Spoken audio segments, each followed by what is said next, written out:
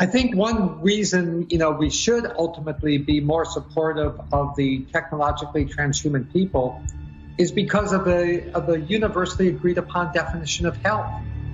So if you're a technologically transhuman person and you do not have a mental or social sense of well-being because you want to depart from your DNA, then you are not in a state of health as the World Health Organization has defined it.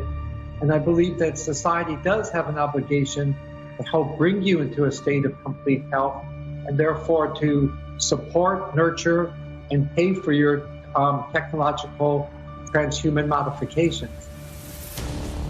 I think 2, 3, 4 years ago, if a man claims the identity of simply saying they are a woman, walks into a locker room, a DA would follow this man into a locker room, arrest him, and he's charged with sexual harassment, voyeurism, indecent exposure, and the list goes on. But this was celebrated. This was encouraged. Leah Thomas was then nominated for NCAA Woman of the Year, which is an award that I was also nominated for. Do I understand your position to be that there are two sexes, but there can be more than two genders? I wouldn't even say two, and we've got Dr. Lopez here as well, but there's also the definition of intersex. I think that often in these conversations we're conflating sex and gender, and I do want to affirm here that trans women are women. That is their gender. Okay. Hey everybody, it's Everett with Ohio for Freedom. It is the 22nd of June, and I hope your summer is off to a rip-roaring start. Welcome to Targeting Target, Derailing the Trans Train, Part 2. I want to jump right in, but I want to ask, as we have been resuming podcasting, trying to get just whatever truth we can get out, I need your help. So whatever platform you're on, Rumble people especially, if you can leave a comment, please, if you can share, if you can do whatever you do to make Rumble grow. YouTube, I need you to smash the like button. I need you to help us out with that. And Facebook, do the same. We have an ongoing hate grudge with Mark Zuckerberg, but it is what it is. But folks, we have got a lot of ground to cover. And so as we discuss why the whole transgender illusion is really just a door opener to transhumanism, we're going to talk about that. And we got a lot of ground to cover. So let's get I hear the sweet sound of freedom, and I won't be long.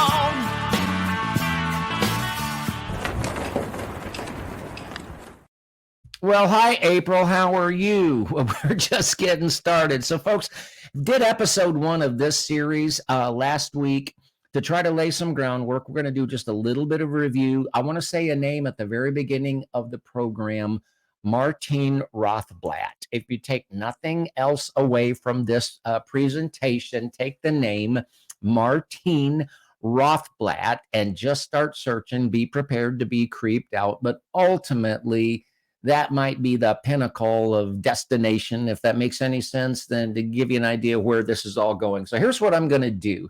I'm going to say a quick word of prayer. We're going to get started. We're going to do a little bit of review from last week and then just keep on rolling. And so, Heavenly Father, in Jesus' name, we just want to commit this program to you. And Lord, let the truth that is presented here get deep in our hearts and give us a conviction. And Lord, I just pray you help people stop walking on eggshells. We can walk in love. We can walk and be friendly. We can be happy. We can be joyful, but we don't have to tiptoe around speaking the truth. And that's our prayer tonight. In Jesus' name, amen. All right, so what I'm going to do is I'm going to just start a little bit of review, kind of put us back in time. Back in March, this young man here, Dilvin Mulvaney, the confused little twit that tries to think he's a woman, we found out that he had a deal with with Bud Light. Hadn't gone so good for Bud Light. Then Fox News canned Tucker Carlson. I'll show you again why that is important and how it's relevant to what we're talking about. And then we found out about Target. We also found out that Anheuser-Busch had really lost a lot of stock price. I think they lost about $27 billion. Target was down to 126 from a high of 162 just about a month ago. They've lost a ton of money. And then we also showed that the major shareholders of Target was at the top of the list, Vanguard, couple clicks down, BlackRock, and then the same for Fox News, Vanguard, and 2 clicks down, BlackRock. And so what we said was this was basically an Acts 19 moment that we are in. In the book of Acts, in the 19th chapter, people were responding to the gospel and they were turning away from the idolatry of that time. And the idolatry and the wickedness and the satanic influence was expressing itself in a commercial enterprise devoted to the goddess Artemis, and people weren't buying those little statue shrines or whatever it was anymore. And that's kind of what's happening now. It's not really an organized boycott. I called it a populist economic avoidance. So we're going to keep moving. Let me get this back up here. We're going to keep moving here on and just kind of keep rolling. Oh, I was really proud of my shame flag. Well, I also mentioned that on the 31st of May, Joe Biden made a long proclamation celebrating Pride Month. What else in America do we celebrate for a month? And I also pointed out that the very next day he had the biggest fall on the public world stage that he'd ever had. And so we dug into Target a little bit. We talked about the Abprallen company, that its founder has a real affinity for satanically influenced garments. He's wearing a shirt on the screen right here that says Satan respects pronouns. People didn't like that. People have been voting with their wallets and staying away from Target. In a couple of months, when school resumes, please do not do your back-to-school shopping at Target. But we also found out that Target, for the last 10 years, has been supporting and funding very heavily, over $2 million, the organization GLSEN, which is the gay and I can't even tell it. GLSEN is trans, gay, lib, all of those evangelism in the public schools. It exists under the guise of creating a safe, bully-free environment for gay and lesbians and trans and whatever next letter of the alphabet somebody wants to add. But really, it's about capturing a market. And I do want to think in economic terms tonight, because that's a big part of the motivation. It's not the only motivation, but it's a big part of it. And we also found out that one of the vice presidents of brand management is actually treasurer of GLSEN. And so Target has this strange little connection where they're selling to school kids, but they're also helping to evangelize school kids to this pride movement. But then we dug a little deeper and we found out that Kevin Jennings, the gentleman pictured on the screen, founded GLSEN in 1991 while he was a high school instructor in the state of Massachusetts. And GLSEN is, well, let's just keep going. But then we found out that the same Kevin Jennings that founded GLSEN, whose purpose is to evangelize for the purposes of gay, lesbian, straight, all of the above, the same Kevin Jennings became Obama's safe school czar in 2009. And I referenced this article from the Gateway Pundit that showed all of the filth that we're dealing with, all of the encroachment upon the innocence of young children in public schools. It dates back to the Obama administration and to this Kevin Jennings. And we pointed out these are just a couple of press releases from, they're archived now, but during the Obama administration, these were on the White House website, where Obama administration is praising the work of GLSEN. GLSEN made a statement on President Obama's call for an end of conversion theory. So you see this real tight alliance between GLSEN and Kevin Jennings and the Obama administration. I also introduced something that I call the Jesus 666 principle. It's not the 666 of the mark of the beast. It's actually taken from John chapter 6, verse 66, where Jesus had just said that no man can come to me except it were given to him of my Father. And then it says in verse 66, from that time, Many of his disciples went back and walked with him walked no more with him. And I made the statement that Jesus has never had an off day. He was never not on his A game, but he always spoke the truth. And in my personal opinion, that is something that the church in general at large has failed to do regarding this issue. If you are same-sex attracted, if you consider yourself homosexual, if you consider yourself trans, make no mistake about it, Jesus loves you. Jesus went to the cross for you. Jesus rose. Before he rose from the dead, he defeated the principalities of powers of the kingdom of darkness. He rose again for your justification, and Jesus can deliver you from the sexual sin of homosexuality the same way he can deliver the adulterer, the same way he can deliver every other sexual sin. And if anybody says less than that, they're not telling you the truth. The Bible is not going to rewrite itself because of what you're dealing with. If God can deliver this guy, he can deliver you. Make no mistake about that. Hey, Robert, man, it's been a long time, brother. How you doing there? So I'm going to keep going. I mentioned a couple of preachers that I thought their passing was very timely and very prophetic. One, was the last name was Gaddy, who founded the Interfaith Alliance as a reaction against Jerry Falwell's Moral Majority and Pat Robertson's Christian Coalition. And I found it very interesting that Mr. Gaddy, Pastor Gaddy, died on the 7th of June, and Pat Robertson died on the 8th of June. And I just made the statement that I found that to be somewhat prophetic. And they're both leaving, they've both passed on the torch. Which torch is going to carry more significance in our culture going forward?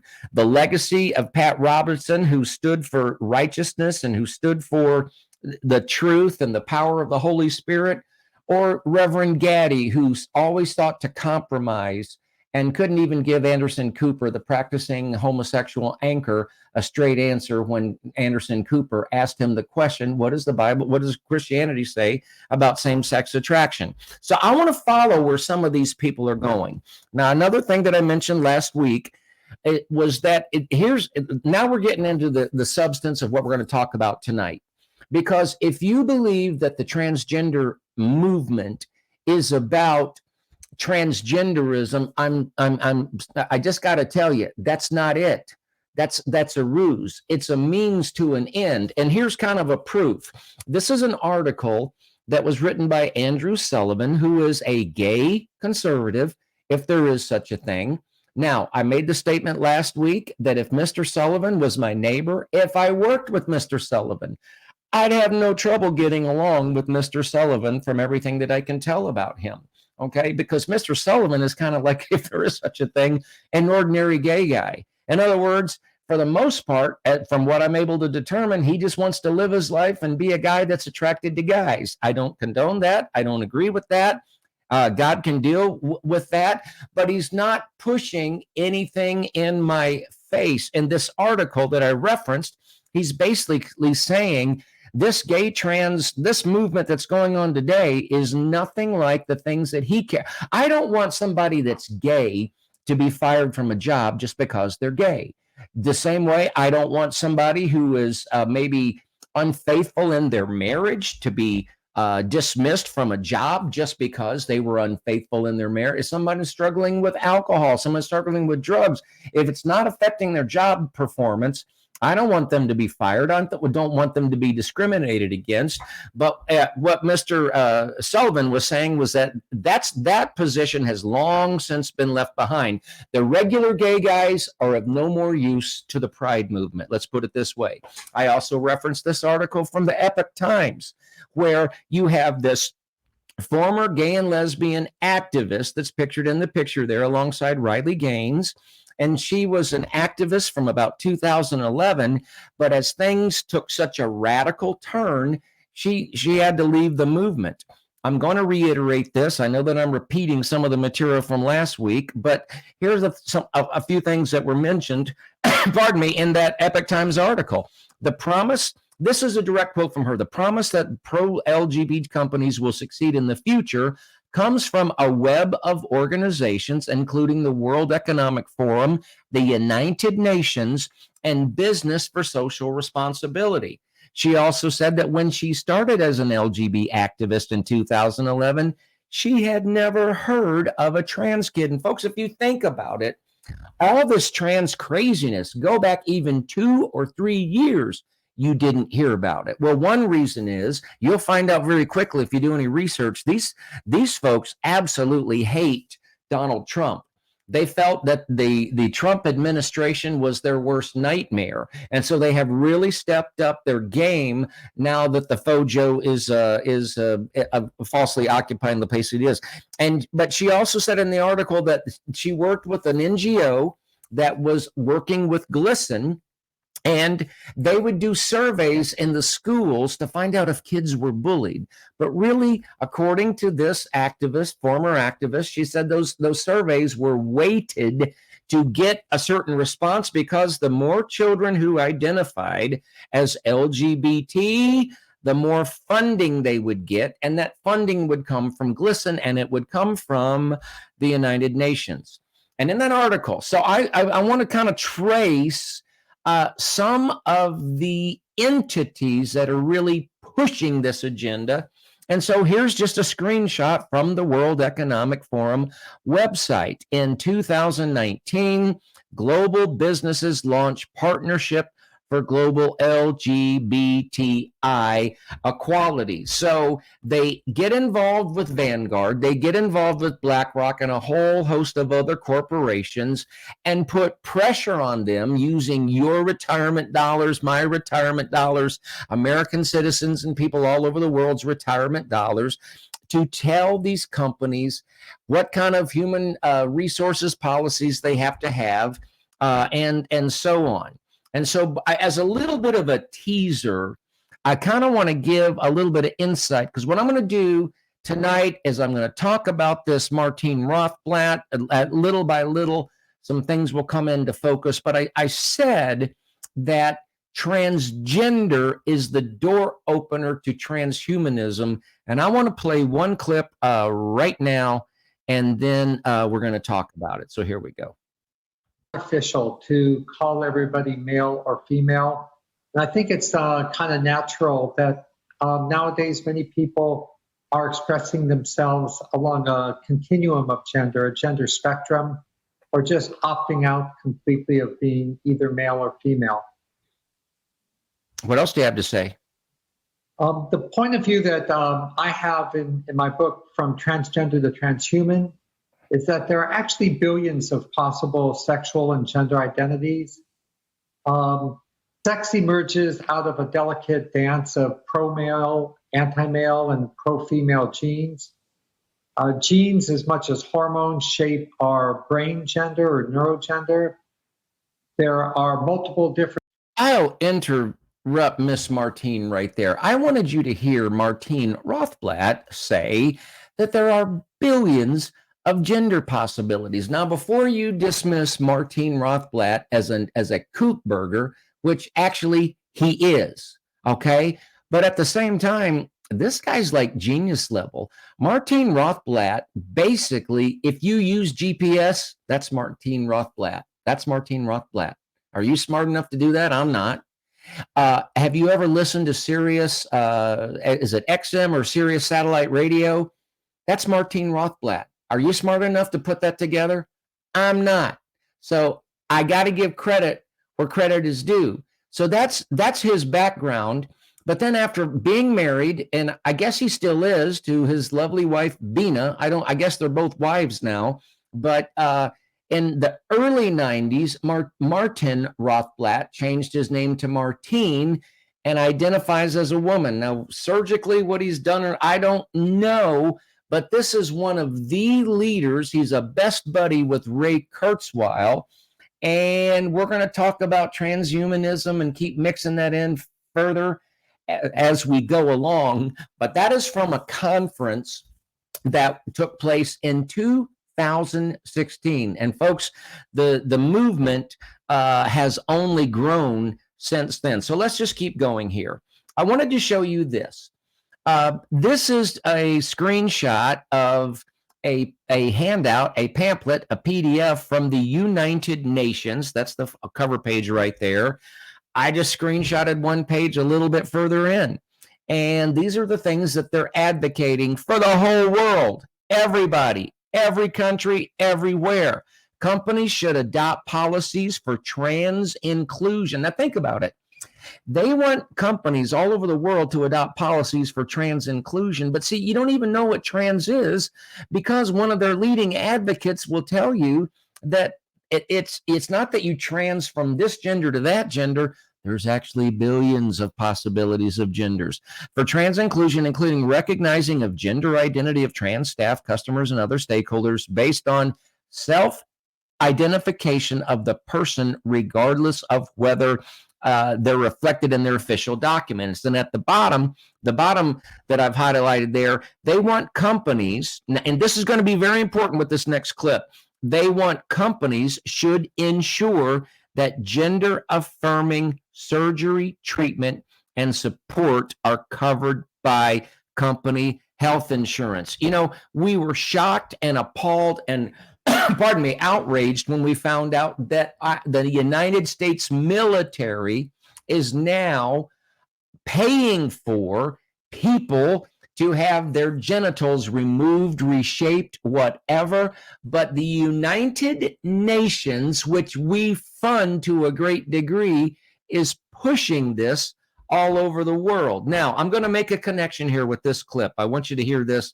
This is the same Martine, and this will really kind of give you a sense of where we're going with the whole transhumanism thing. Take notes, and here we go. Yet, but perhaps we'll get that direction. I think one reason, we should ultimately be more supportive of the technologically transhuman people is because of the universally agreed upon definition of health. The World Health Organization defines health as a, quote, state of complete physical, mental, and social well-being, not merely the absence of disease or infirmity. So if you're a technologically transhuman person, and you do not have a mental or social sense of well-being because you want to depart from your DNA, then you are not in a state of health as the World Health Organization has defined it. And I believe that society does have an obligation to help bring you into a state of complete health and therefore to support, nurture, and pay for your technological transhuman modifications. So let me see if I can possibly break this down. Today, in our society, you have Kevin Jennings and the like evangelizing our school children, planting ideas in their mind. And let me ask you a question. Were you ever confused about anything when you were 11, 12, 13, 14, 15?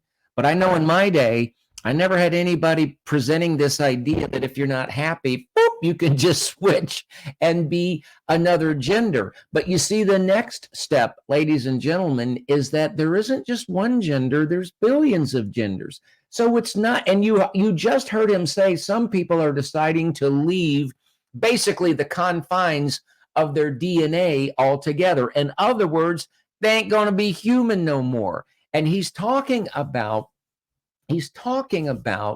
that people can download their consciousness into a computer, and although we don't have the operating software yet, it'll come along in 10 years, 15 years, and then what you have downloaded can become a sentient being. And he references the World Health. We all know we have a lot of confidence in the World Health Organization, don't we? But he is referencing their definition of health, which is that basically you're completely happy. You're not worried about anything. You're mentally well, you're socially well, you're well in every sense, and it's not just the absence of disease.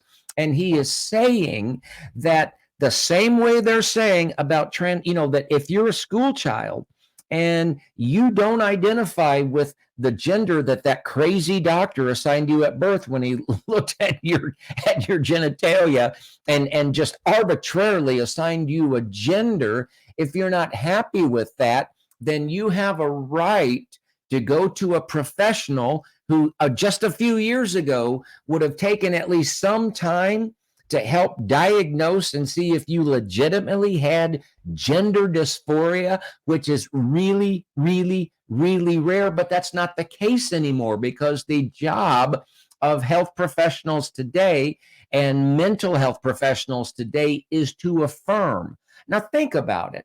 What other affliction, whatever malady exists in the medical world that I could go to the doctor and say, "Doctor, I think I have Alzheimer's." And he'd start trying to affirm that I had Alzheimer's. No, I should have said that. In other words, instead of diagnosing, their job is to affirm. "Oh, Johnny, you're really Johnette?" Well, absolutely. And you help them along that path.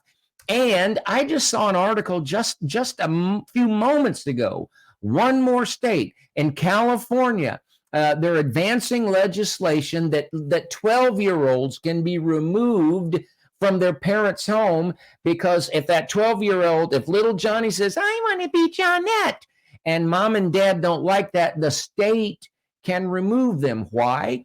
Because according to the World Health Organization, health is a matter of being having a sense of well-being, mentally, socially, spiritually, and it's not just the absence of disease. And so we have a duty and a responsibility to affirm little Johnny becoming Johnette.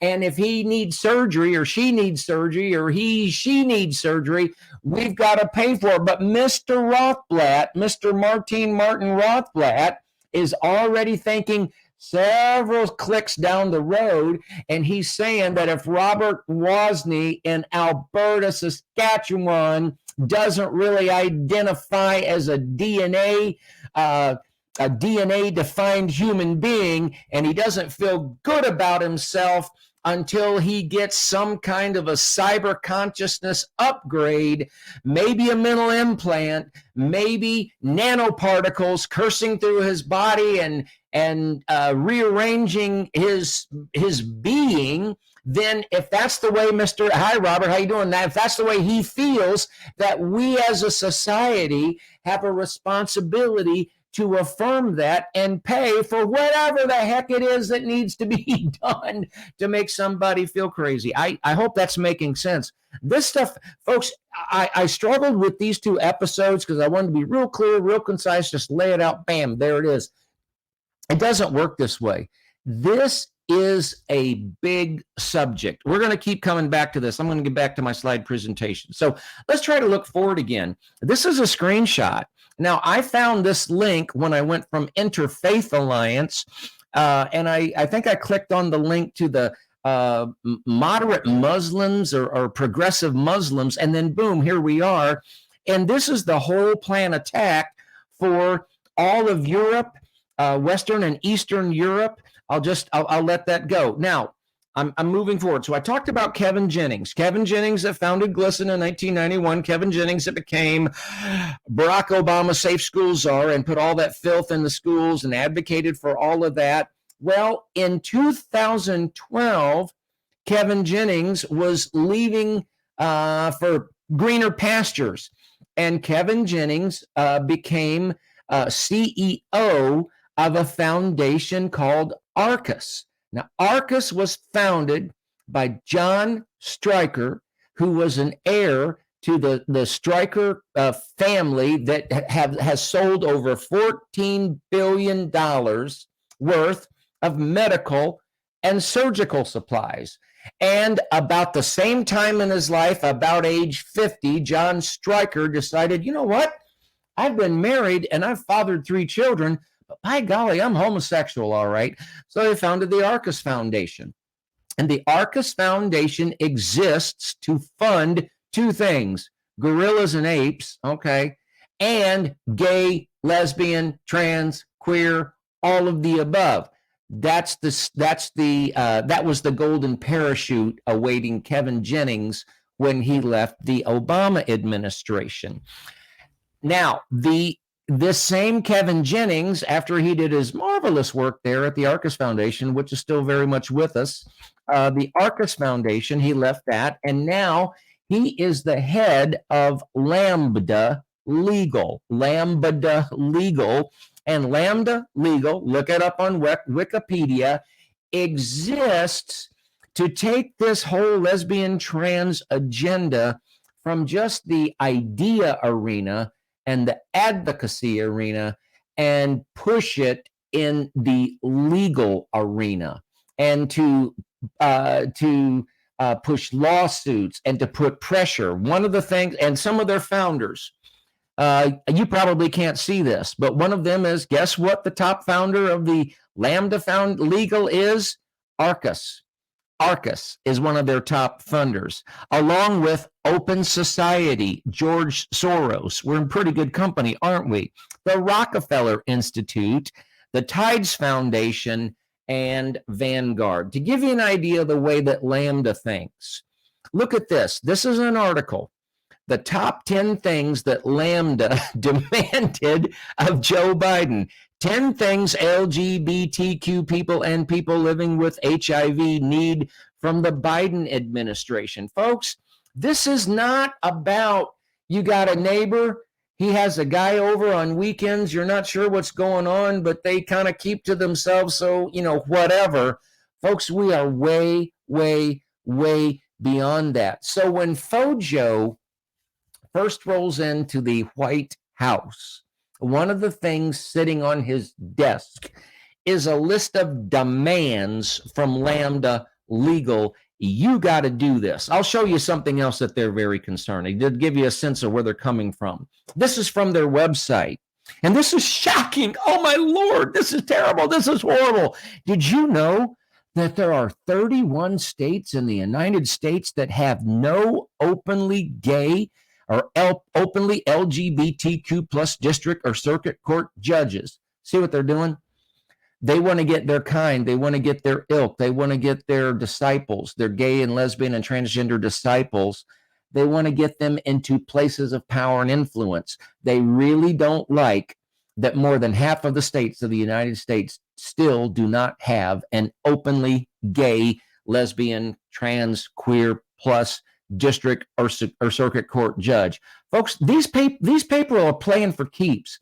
They're not playing around, and they're not just sitting back drinking beer and watching TV.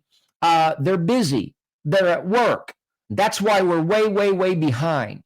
We let this happen. We let this advance, and I lump myself in there. I didn't know that Obama. I just didn't like Obama. I didn't know all the stuff that was going on with his administration. I'm going to try to keep going here. I did want to go to I referenced a link from the Open Society Foundation, George Soros, and this is just, they've got a whole 50-page PDF about, let me make a statement here. I was born, I might as well say it, 1961. Yes, I am old and proud of it. I was a little kid in the 60s and a teenager in the 70s. And when my father built the home that we lived in till I was 8 years old in Brownsville, Tennessee, we actually had, now he never really finished it, but my dad, who didn't have a ton of money, he did all right, and he didn't have much spare time. He built the house with some help from my relatives. That house still stands today, but he built a fallout shelter in the basement. A fallout shelter in case we were ever under a nuclear attack because of what? Communism. I grew up with the fear or the concern about communism, but I'd like to make this statement, and I'll say it this way.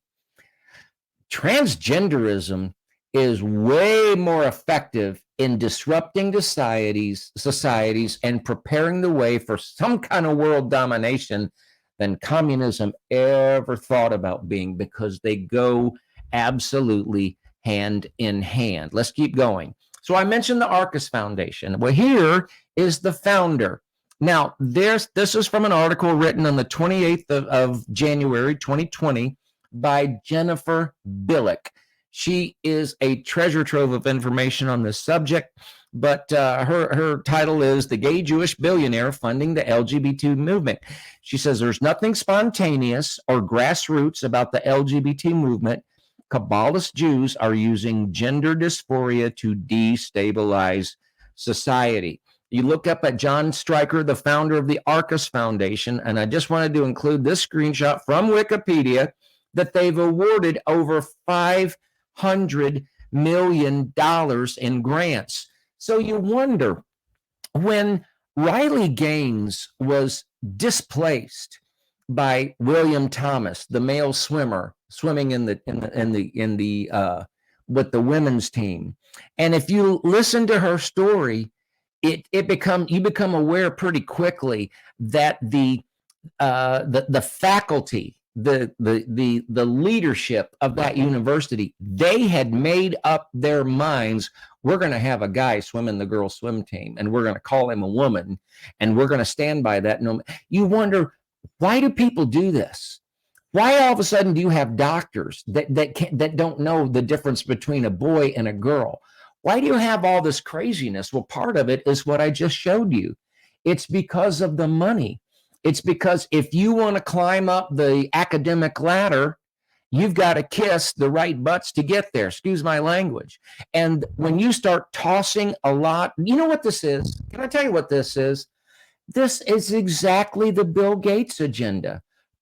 Pretend to be a charity. Pretend to be a charity. What does Bill Gates do? He pretends to be a charity.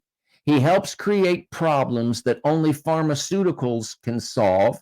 He's all about vaccines at the same time that the Bill Gates Foundation, which is really the Bill and Melinda Gates Foundation Trust, invests in pharmaceuticals. Well, let's get back to the slide here. This fellow here, they've given $500 million to various NGOs, universities, etc. But what business is Stryker involved in? He's in the medical business. He's in the medical business. When you can convert one kid to transgenderism, okay, think about this path. You have created $1 million customer, because when you add up the counseling, when you add up the hormones, when you add up the drugs, when you add up the surgical fees, and then when you add up the cost of medical maintenance, that confused teenager has now become $1 million customer. And that's the agenda. Let me get back here. Now, I'm going to quickly move over here. This is another Jennifer Billick article. The billionaire family pushing synthetic sex identities. You're looking at Governor Pritzker of Illinois, and the crazy dude next to him with the long scarf, that's his brother, Jennifer. And here's something that you may not know. The Pritzkers, first of all, was it Jeannie Pritzker, the sister of this Bill Pritzker, was very instrumental in getting Barack Obama elected by financial support. And she also, without the credentials to warrant it, was later made Commerce Secretary or something similar to that. But the Pritzkers are big time advancers of this agenda. And this Bill Pritzker's brother, I think his name is Jennifer now, the same thing, wealthy white male that's been accomplished a lot, or at least inherited a lot, gets bored and wants to become a woman. Now, one of the things the Pritzkers have done is funded labs, and they funded colleges. And in just a minute, I'm going to play you a clip from a hearing that happened yesterday before the Senate.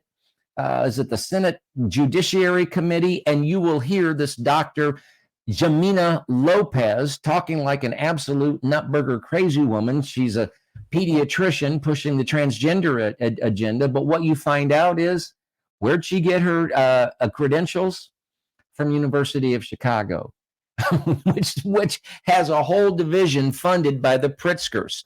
So, and here she is. So I'm going to play my next clip. I think I've got, and maybe all of this is, where are we at here? I'm going to play this one and then we'll talk In about fact, I would say the worst discrimination against being virtually human is if you were to download your mind into software and claim that you were still alive, no legal system, no country in the world would believe you. You would be, anybody would have the right to just turn off your computer, erase your entire consciousness from some cloud server. So basically kill you, just like this poor individual was assassinated during the Vietnam War, this iconic photograph from Saigon. It's horrible, but that's exactly what people would have the legal right to do today to somebody who was transhuman or virtually human. So, for example, suppose you downloaded your entire essence into software. You were able to access some operating system, a consciousness operating system that gave you cyber consciousness. Then suppose your body gave out. Perhaps you had a car accident or you developed a mental disease, Alzheimer's, whatever. No court, no country will give you any human rights at all. So it's much worse than the situation for transgendered people. I don't know if you can catch, if this is the first time you've heard this kind of talk, I don't know if you can catch it all at once. I'm going to try to unpack it a little bit for you. Martin Rothblatt, GPS, Sirius XM, but then his daughter had a lung disease and he got involved in biomedical business. And now he has a business where they're trying to rewrite the gene sequences of pigs so that they can create organs for human beings. And just do a study on what they're working on is uterus that you can surgically implant in men. What they want to do, ladies and gentlemen, is separate birth and reproduction from male-female procreation. Okay, there's so many things we could get lost on, but this guy Martine, he's prepared for that. When men want a pig uterus, he'll be the one to deliver it. Okay, he'll be the one to deliver it. But where he's really going, what you really heard him just say, is that if you download your consciousness, and then the operating software is letting it function. So then you're living in a duality. You're living in your body, but you're also living as a cyber being. But then your body dies. If somebody turns off the computer, it's like murder, and they'd have no human rights. So if you become cyber to the point that you're not human anymore, he's concerned about your human rights. But folks, all you have to do is spend some time listening to detransition stories. Listen to the stories of Chloe Cole that Jordan Peterson interviewed, the young lady who was sucked up into all this and at age 15 had a double mastectomy. Her nipples were grafted, and then she somehow awoke out of that and is struggling to come back into a normal life. There's a huge part of her anatomy that will never function ever. Normally, she'll never be able to breastfeed. We could go on and on and on, but she sounds pretty healthy. She sounds like she's got a pretty good chance of getting her life back on track. But you listen to some of these young females that are trying to detransition, and their voices are lower than mine, and they have a heavier beard than mine, and they're in a very difficult place. And these years of hormone therapies are very, very, very, very dangerous. And who is poised to swoop in as a savior? Remember, we said they tossed aside the gay man. They've tossed aside women. Riley Gaines is a perfect example of that. But everybody that's riding the trans train, it's really, you know what it's like? it's like if anybody was naive enough, and I'm not belittling this in any sense, if anybody, Jewish person in during the Second World War, really believed that the train they were being forced on was going to take them to a place that was at least livable and better, boy, did they get a rude awakening. I would liken that to the trans train, because where the trans train is going, there's no normal life. There's no normal existence. And when people reach that point of despair, I said in the last episode, I think I said, just like a wasteland of humanity, who is poised to sweep in and be the savior? It's the transhumanist. This transgender Martine Rothblatt has already thought through that when you download your consciousness and you become a cyber something, but somebody wants to turn you off, he says in that same presentation, it's really going to come down to the psychological experts and the legal experts to define cyber human rights. There's no way I can do this subject justice in just a couple of presentations. Maybe we're getting you thinking. I want to take you into this hearing that happened yesterday. Here's this. Understand your position to be that there are two sexes, but there can be more than two genders. I wouldn't even say two, and we've got Dr. Lopez here as well, but there's also the definition of intersex. I think that often in these conversations we're conflating sex and gender, and I do want to affirm here that trans women are women. That is their gender. Okay, but I'm trying to understand. Do you make a distinction between sex and gender? Yes, sir. Okay, explain that. Just. Do you think there are more than two sexes? I believe that there's a definition for intersex as well that I want to acknowledge. But sex is assigned at birth. I'm just trying to understand. I'm thoroughly confused. So you're born, I'm talking about biology, male, female, and what else? I believe that intersex is also acknowledged, but again, I'm not a doctor here. What I can say, what does intersex mean? Is that there's a difference between sex and gender, and I think in these conversations we're conflating the two. Well, but I want to start with sex, okay? I'm going to stop right there because, folks, it doesn't get any better, but this is from that hearing, and God bless Riley Gaines. They had 3 wackos and 1 normal person, Riley Gaines.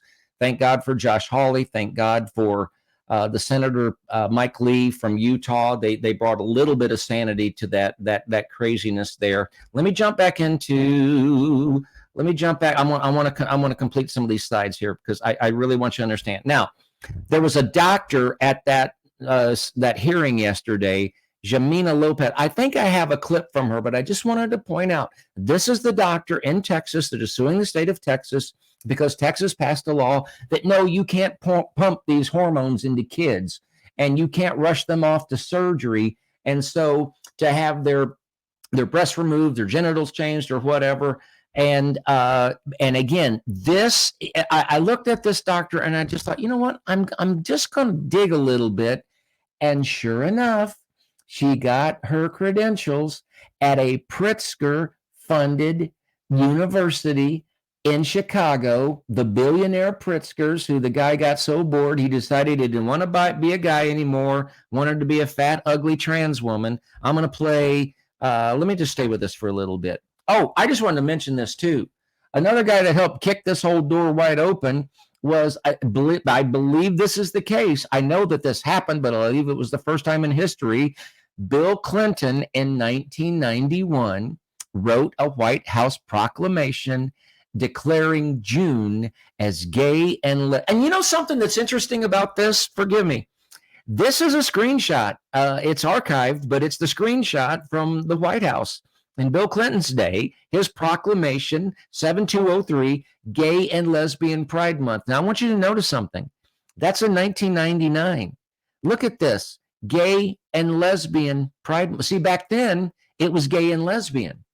Now, what is it? Gay, lesbian, and they've added all these different letters. Do you see where I'm going with this? And why wouldn't they? Because according to Martine, There's billions of gender possibilities, billions of gender possibilities. Let me just throw this in there for fun.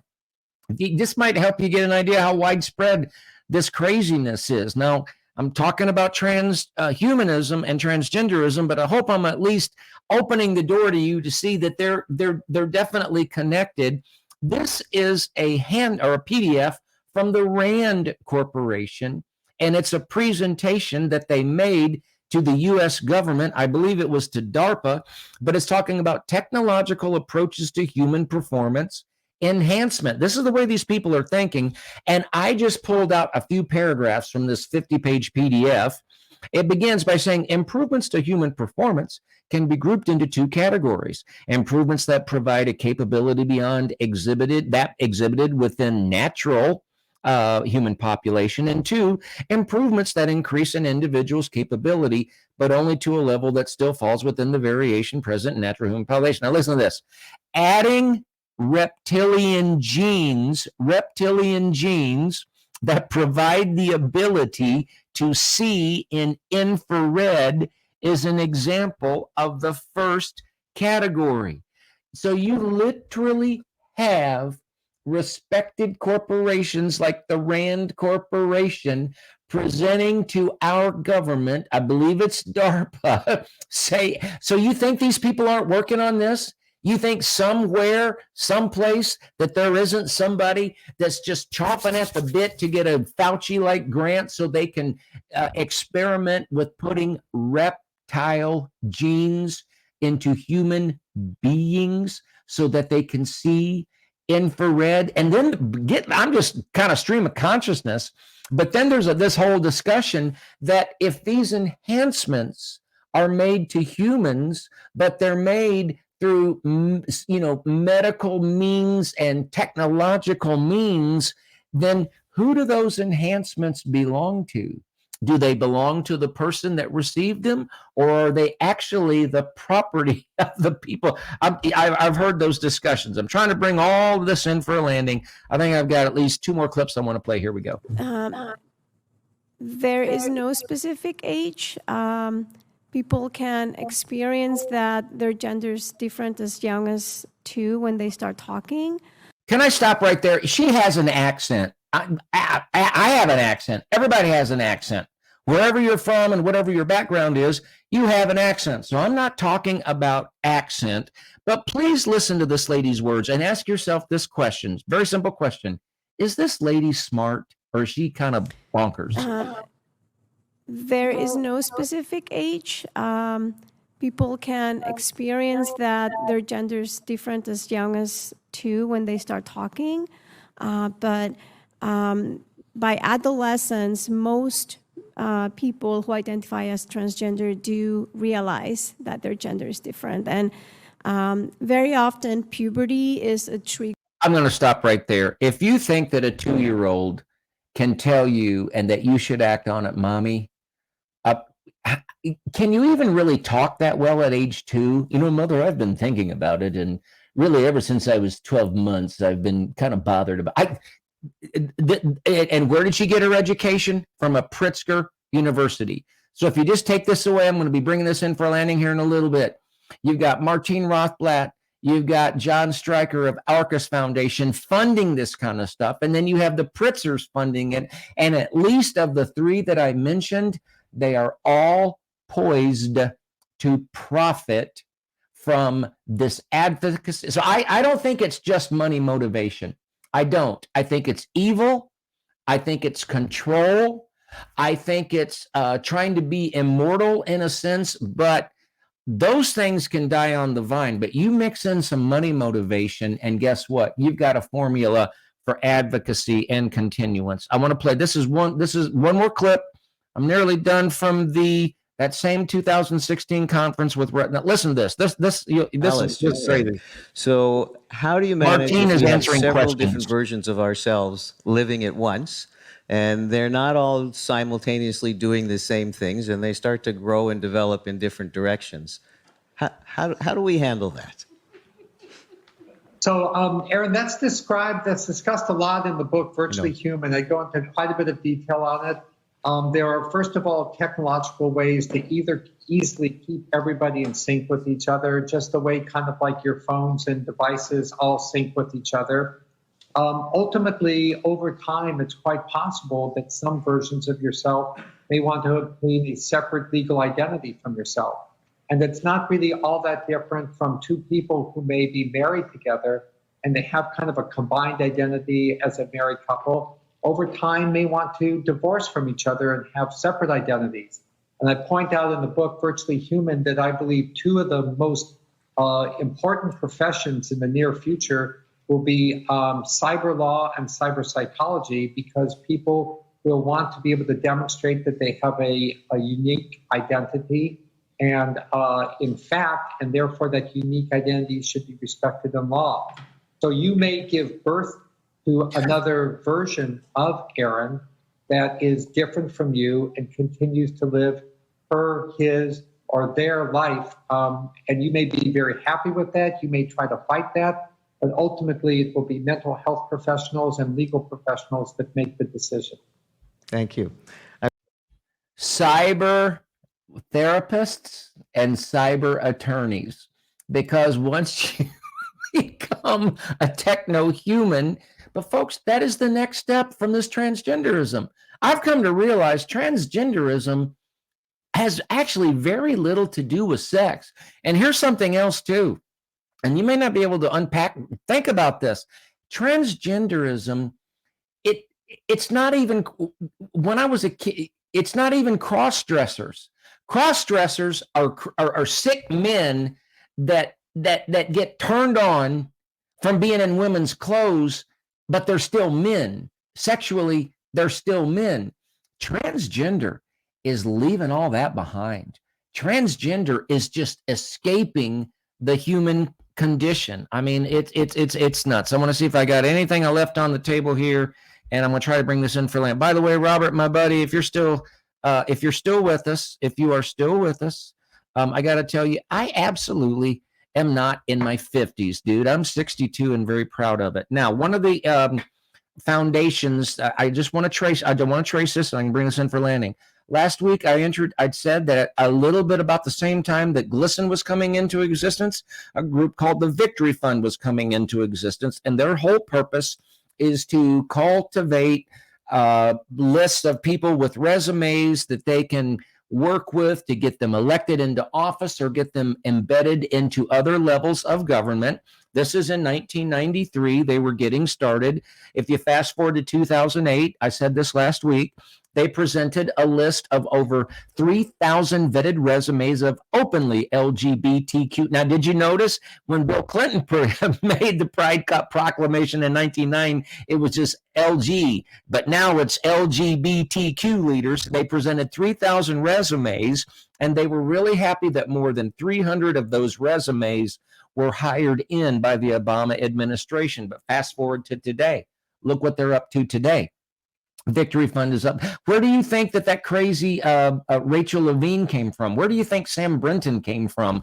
But today it says, taking our new model of LGBT inclusive development to UNGA, and you know what this is from? This is from the USAID. So the USAID, that's a division of our State Department, is it not? The State Department of the United States is partnering up with the Victory Institute to spread this agenda throughout the world. This is just one example. The person writing the article for USAID, I had the privilege to witness this partnership in action when I visited a training in Colombia conducted by the Victory Institute for 30 local people. Ladies and gentlemen, they've been at work, we've been at sleep. But make no mistake about it. If what is it trying to be sold to you and me, this is like Rosa Parks and the civil rights. This is people at the bottom pushing up, crying out to the higher ups and the powers that be. That is not what's happening. This is an evil agenda from the top down, trying to push this on to the ranks. of just ordinary folk. I wanted to hear from at least one ordinary person before I closed out the program tonight, and I can think of nobody more normal and more inspiring than Riley Gaines. Thomas was following the rules set in place by the NCAA, and I have no problem with Leah Thomas. I do believe there's a bit of selfishness and narcissism and entitlement surrounding this person in regards to the utter disregard that Thomas displayed for us in these situations. But I have no animosity towards Thomas. My problem is the NCAA. My problem is the Biden administration pushing a rewrite of Title IX. That is my problem, and that's why I'm here. That's why this issue has become political for me, because I realize that legislation is the way you curb these things. I can't believe it's come to this, but I have no hate in my heart towards anyone, even the protesters who mobbed me. The first thing that I did was prayed for them. I saw the soullessness, the vengeance, the violence in their eyes, and they do it in the name of love and inclusion and acceptance and tolerance and welcoming and embracing diversity, but they did not embrace my diverse thought. That, to me, was what hate looked like. Nothing in my heart is hateful. How about the NCAA? You got to hear this. Did the NCAA embrace your diversity? Tell me what attempts that the NCAA made to accommodate you and other female swimmers who felt uncomfortable sharing an open locker room with a biological male. Nothing. They actually made us feel guilty for feeling as if we were uncomfortable. Time and time again, that's what we saw. There was even a group of girls who undressed in the janitor's closet. They changed clothes in the janitor's closet because they felt more comfortable undressing in that environment than they did undressing next to someone with male gaze. And were they doing that because they were transphobic? They were doing it because they were violated. Tell me how they were violated. I think 2, 3, 4 years ago, if a man claims the identity of simply saying they are a woman, walks into a locker room, a DA would follow this man into a locker room, arrest him, and he's charged with sexual harassment, voyeurism, indecent exposure, and the list goes on. But this was celebrated. This was encouraged. Leah Thomas was then nominated for NCAA Woman of the Year, which is an award that I was also nominated for. But when I'm going to let that go right there. And she said it just right. Folks, this level of craziness is pushed down from the top above. They've been working from the ground up for years. I've traced back more than 30 years. Do me a favor. At least don't dance around on eggshells. Be loving, be sweet, but please don't be afraid to call truth, truth, error, error, right, right, or wrong, wrong. If Riley Gaines can speak up with that level of conviction, if she can speak up after all that she has been cheated out of, then I think we owe it to her to speak up whenever we have a chance. I'm going to ask you another favor. Please like, please share, please leave a comment. Ohio for Freedom at protonmail.com. If you want us to keep broadcasting, digging this stuff out and bringing it to you, let me hear from you. I need a little bit of feedback. We're winning this thing, folks, but the battle is a whole lot bigger than what we realize, but we are. So until next time, God bless you. God bless your family. God bless the state of Ohio, which is watching out for the United States of America, which is trying to do our part to do everything we can to bring freedom back to the world. Good night. Let's do that again. I hear the sweet